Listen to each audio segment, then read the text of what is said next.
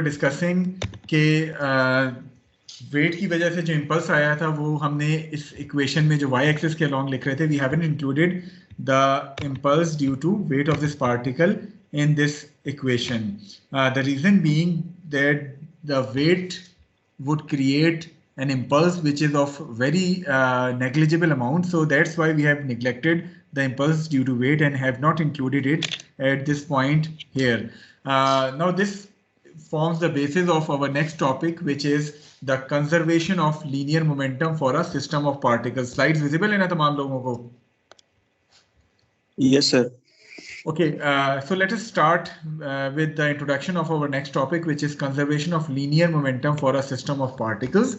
The principle says that when the sum of external impulses acting on the system of particles is zero, then the equation for principle of impulse and momentum would reduce to summation mi vi1 should be equal to summation mi vi2. That is, the equation says that the vector sum of linear momenta for a system of particles remain constant throughout the time interval t1 to t2, provided that there is no external impulsive force acting on the system of particle. कि हमारे पास system of particle के लिए जो है वो principle of impulse and momentum जो है वो ये था, जो कहता था कि उस सिस्टम का इनिशियल इम्पल्स प्लस उसके ऊपर जितनी भी इम्पल्सेस एक्ट किए हैं it should be equal to the final momentum of the system. So अगर हमारे पास उस सिस्टम के ऊपर किसी किस्म की कोई एक्सटर्नल इम्पल्सिव फोर्स एक्ट नहीं कर रही तो उस सिस्टम का जितना भी इनिशियल मोमेंटम था that should be equal to the system's final momentum. यानी मोमेंटम में चेंज जो चीज ला रही होती है वो इम्पल्स ला रही होती है. तो अगर कोई एक्सटर्नल इम्पल्स एक्ट ही नहीं कर रही उस सिस्टम के ऊपर during time interval t1 to t2 या उस इंटरेक्शन के दौरान, तो उस सिस्टम के मोमेंटम में कोई चेंज नहीं आनी चाहिए. The momentum of the system would remain constant throughout that interaction. So that is the conservation of momentum principle says. अब ये external impulses से मुराद क्या है? The conservation of linear momentum is often applied when particles collide or interact. जिस तरह अभी हमने bat और बॉल का इंटरेक्शन देखा था जिसमें पार्टिकल्स कोलाइड या इंटरेक्ट हो रहे थे, उस पर हम ये कंजर्वेशन ऑफ मोमेंटम का प्रिंसिपल जो है वो सिस्टम के ऊपर अप्लाई कर सकते हैं. For application a free body diagram for the entire system should be made. By doing this, one will be able to identify the forces as creating either external or internal impulses, and thereby we can determine in what direction the linear momentum is being conserved.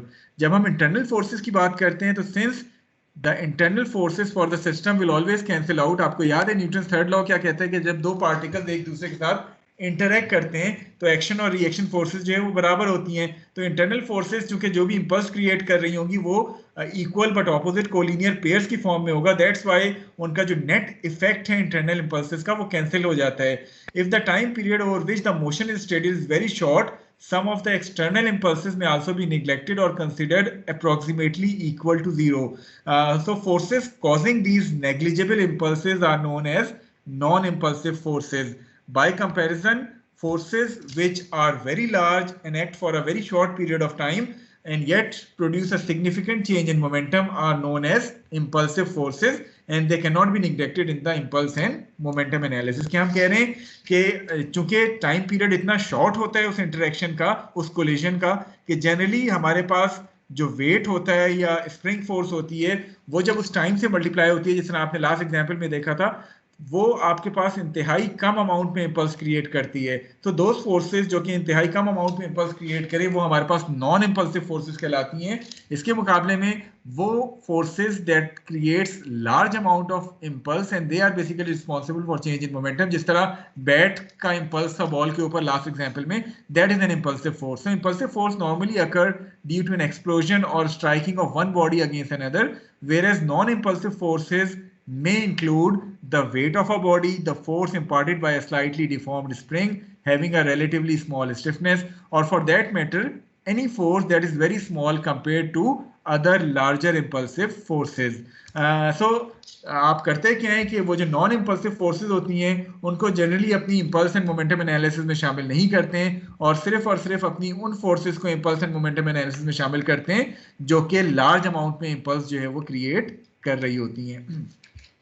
When making this definition between impulsive and non-impulsive forces, it is important to realize that it only applies during a specific time period. For example, consider the effect of striking a baseball with the bat. During the very short time of interaction, the force of the bat on the ball is impulsive since it changes the ball's momentum drastically. By comparison, the ball's weight will have a negligible effect on the change in momentum, and therefore it is a non-impulsive force and it is being neglected from the impulse and momentum analysis which we have considered earlier. कि हमने जिस तरह इस particular example की बात की थी, basically ball के मोमेंटम में जो चेंज ला रहा है वो बैट का इंपल्स है रादर देन बॉल के अपना वेट जो इंपल्स क्रिएट कर रहा है. तो दैट्स व्हाई हमने बॉल के जो वेट की वजह से इंपल्स आ रहे हैं उसको शामिल नहीं किया था, उसको हमने as a non impulsive force कहा था.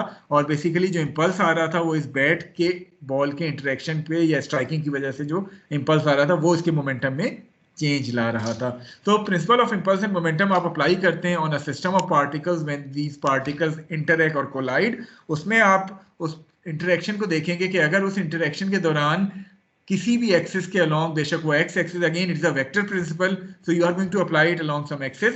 सो जिस एक्सिस के अलोंग भी कोई एक्सटर्नल इंपल्सिव फोर्स एक्ट नहीं कर रही होगी, उस एक्सिस के अलोंग उस सिस्टम का मोमेंटम जो है वो कंजर्व हो जाएगा. दैट इज उसका जितना भी मोमेंटम कोलिजन से या स्ट्राइकिंग से पहले था उतना ही मोमेंटम उसका कोलिजन या स्ट्राइकिंग के बाद होगा. Is the principle of impulse and momentum clear to all of you? Yes, sir. Okay, so let us solve a very simple example ताकि आपकी थोड़ी सी अंडरस्टैंडिंग बन जाए इस कंजर्वेशन ऑफ मोमेंटम प्रिंसिपल की. सिर्फ आज हम एक एग्जांपल करेंगे विच इज 15-4 और उसके बाद हम क्विज स्टार्ट कर देंगे जो कि तकरीबन 20 मिनट्स का होगा. Okay, starting with example 15-4 regarding the conservation of momentum principle. In this case, you have two particles.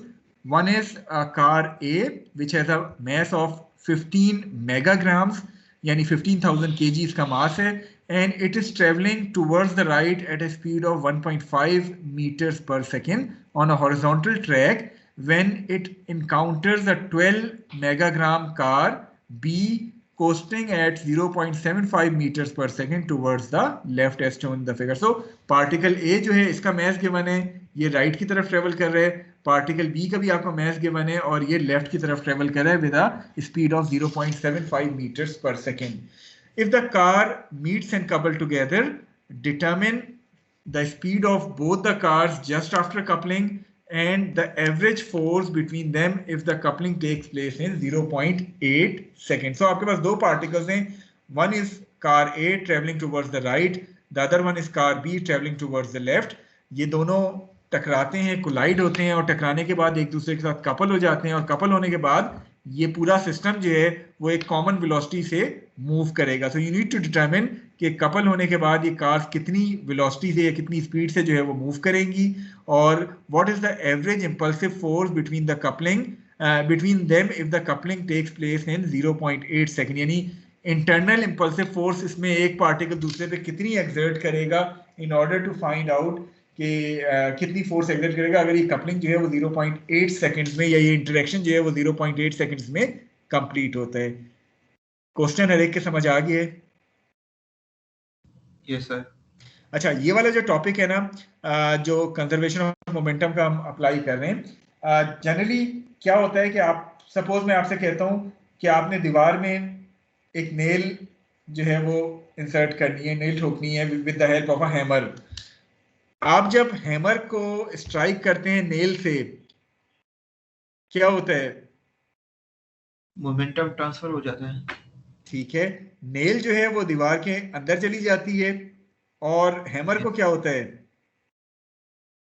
Hammer वापस पुश बैक, हैमर रिबाउंड होती है. ऐसे ही है? Yes sir. ओके, सो आपके पास वो तमाम एनालिसिस जो कि रिबाउंड वाले हैं, यानी जिसमें पार्टिकल्स इंटरेक्ट करके एक दूसरे से अलग हो जाते हैं, वो हमारा नेक्स्ट टॉपिक है जो कि हम इम्पैक्ट एनालिसिस की बात करते हैं, उसमें हम डिस्कस करेंगे. राइट नाउ इस पर्टिकुलर टॉपिक में जितनी भी इंटरेक्शन होगी, once that interaction has been completed then the whole system is going to move together with a common velocity. ये पॉइंट क्लियर है आपको? Yes sir. ठीक है, जिस तरह इस केस में हो रहा है कि ये दोनों पार्टिकल्स इंटरेक्ट हुए, कपलिंग हुई, और कपलिंग होने के बाद पूरा सिस्टम जो है वो कॉमन वेलोसिटी से मूव हो जाएगा। नॉर्मल प्रैक्टिस क्या होती है कि जब हम दो पार्टिकल्स को कोलाइड कराते हैं तो कोलाइड होने के बाद वो अलग होकर मुख्तलिफ डायरेक्शंस में रिबाउंड होते हैं। तो वो जो रिबाउंड होने वाला टॉपिक है वो हमारा नेक्स्ट टॉपिक है, जो कि हमारा इंपैक्ट एनालिसिस में आता है। राइट नाउ इस कंजर्वेशन ऑफ मोमेंटम में जितने भी प्रॉब्लम्स होंगे उनकी स्टेटमेंट आप देख लीजिएगा। हर एक में आपको ये मेंशन होगा कि before collision the systems were traveling with these much of velocities. Once the collision or once the interaction has been taken, उसके बाद the whole system is going to travel in one direction with a common velocity. So आपके पास यहाँ दो cars हैं A and B, दोनों अपनी अपनी velocities से travel कर रही थी, collide हुई, couple हुई, और couple होने के बाद the system travels with a common velocity. You need to find out what is going to be the velocity after interaction, कि ये पूरा system कितनी velocity से travel कर रहा होगा, और इस इंटरेक्शन के दौरान what is the average impulsive force which one particle exerts on the other if the coupling takes place in 0.8 seconds. Is the question now clear to all of you? Yes, sir. Okay. During the coupling, अगर हम इसकी free body diagram बनाएं, during the coupling, is there any impulsive force, external impulsive force acting on this particle along the x-axis? No, sir. अगर मैं free body diagram बनाऊं तो x axis के दौरान Yes, sir. एक मेरे पास पार्टिकल ए है, ये मेरे पास पार्टिकल बी है। During interaction particle B would be exerting this force on particle A, इसी तरह particle A would be exerting some force on particle B, but since this force is an internal force जो एक particle दूसरे पे और दूसरा particle पहले पे एक्सर्ट करते हैं, since there is no external impulsive force acting on the system during this interaction along the x-axis, so we can say that the system's momentum has been conserved along the x-axis. Since there is no external impulsive force acting on the system along the x-axis, therefore the system's momentum has been conserved along the x-axis. So applying the conservation of momentum principle along the x-axis, that conservation of momentum principle says that the initial momentum of the system along the x-axis before collision should be equal to the final momentum of the system after collision. That is, ma va1 plus mb vb1 should be equal to ma plus mb into v2. ये point हर एक को clear है? Yes, sir. ठीक है, तो we are basically saying कि चूंकि x axis के दौरान, एक्स एक्सिस के ऊपर during that interaction there is no external impulsive force, तो चूंकि एक्सटर्नल इंपल्सिव फोर्स कोई एक्ट नहीं करी तो एक्स एक्सिस के दौरान मोमेंटम में कोई चेंज नहीं आना चाहिए इस सिस्टम के। देयरफॉर सिस्टम का जितना भी मोमेंटम था कोलिजन से पहले along the X axis, it should be equal to the system's momentum after collision along the X axis. Okay, system का मोमेंटम एक्स एक्सिस के अलोंग कितना था? 15,000 into 1.5, we are taking positive towards the right. So this car A would have a positive momentum before collision, whereas car B would have a negative momentum before collision because it was traveling towards the negative x-axis. So that's why we have included this negative sign here. ये point clear है एक को? Yes. Collide होने के बाद ये पूरा system, इसका mass क्या हो जाएगा? It is going to be the sum of MA and MB, so 27,000 V2. So once you solve it, V2 comes out to be 0.5 meters per second. So this is going to be the velocity with which the whole system would be traveling towards the right with a speed of 0.5 meters per second. Positive आने का मतलब क्या है कि ये towards the right positive axis की तरफ move कर रहे हैं. Is this point clear? या कोई doubt है, कोई confusion है? ओके, सो पहला पार्ट आपका हल हो गया जिसमें आपसे कहा जा रहा था you need to determine the speed of both the cars just after this coupling. Now the second part, you need to determine the average impulsive force if the coupling takes place in 0.8 seconds. How can you determine that force?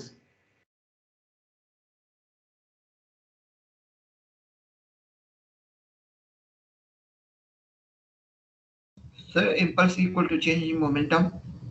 यानी आप principle of impulse and momentum जिससे पिछला topic था वो apply कर देंगे on any one of these particles, either particle A और particle B. ऐसा ही है?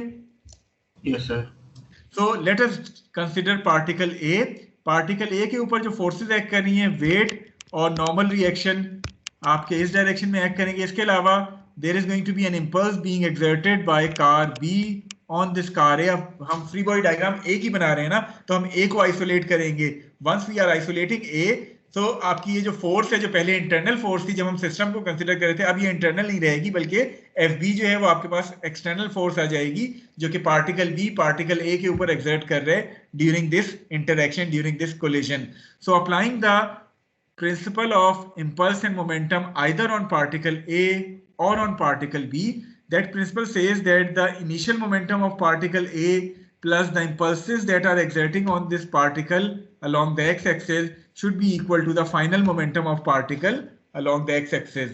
So 15,000 into 1.5 was the initial momentum, 15,000 into 0.5 is the final momentum, and this is the average impulsive force which this particle B is exerting on particle A. Why this negative sign we have included? Because we are taking positive axis towards the right. This FB would be creating an impulse along the negative x-axis. So that's why we have included this negative sign here. The time of interaction is 0.8. So once you solve it, this average force comes out to be 18.75 Newton. Clear है ये चीज? Kilo Newton, sorry. इसी तरह अगर आप चाहते तो free body diagram B की बना लेते. अगर बी की आप फ्री बॉडी डायग्राम बनाते, so this is going to be the average force which the particle A would be exerting. Weight और नॉर्मल रिएक्शन आपके डाउनवर्ड एक्ट करते. अगेन एक्स एक्सिस के अलॉन्ग आप बी की फ्री बॉडी डायग्राम बना के principle of impulse and momentum apply करते, तब भी आपके पास ये एवरेज फोर्स 18.75 ही आनी थी. तो जब आपको वो एवरेज इंपल्सिव फोर्स फाइंड करनी हो, आप जो है वो उनमें से किसी एक पार्टिकल की फ्री बॉडी डायग्राम बना के उसे principal of impulse and momentum apply कर सकते हैं. जब आपने पार्टिकल की कॉमन वेलोसिटी फाइंड आउट करनी हो, तो आप कंजर्वेशन ऑफ मोमेंटम का प्रिंसिपल उस सिस्टम के ऊपर अप्लाई कर सकते हैं. Is this point clear to all of you? System दोनों को नहीं ले सकते. नहीं, देखिए, जब हम सिस्टम कहते हैं तो सिस्टम तो हम दोनों को कंबाइन करके कह रहे हैं ना. यानी कंजर्वेशन ऑफ मोमेंटम जब भी आप अप्लाई करते हैं वो सिस्टम पे अप्लाई होता है. Conservation of momentum individual particle पे अप्लाई नहीं होता है. Conservation of momentum is always applied when you have two particles that are interacting with each other. No sir, impulsive force find करने के लिए दोनों पार्टिकल एक साथ ले सकते हैं कि नहीं? देखिए, अगर आप दोनों को एक साथ लेंगे तो then that force would become internal force. वो तो फिर आपकी फ्री बॉडी डायग्राम में आएगी ही नहीं. Yes, sir, क्योंकि उसका नेट इफेक्ट जीरो हो जाएगा, क्योंकि as per Newton's third law these two forces would be equal, opposite and collinear, so their net effect is going to be summation f equal to 0. ठीक है? तो इसलिए आप सिस्टम पे नहीं करेंगे, आप किसी एक पार्टिकल पे principal of impulse and momentum apply करेंगे. जी, एनी अदर क्वेश्चन? जी पूछें. जी कुछ पूछना चाह रहे हैं तो पूछ लें, otherwise we are going to stop here.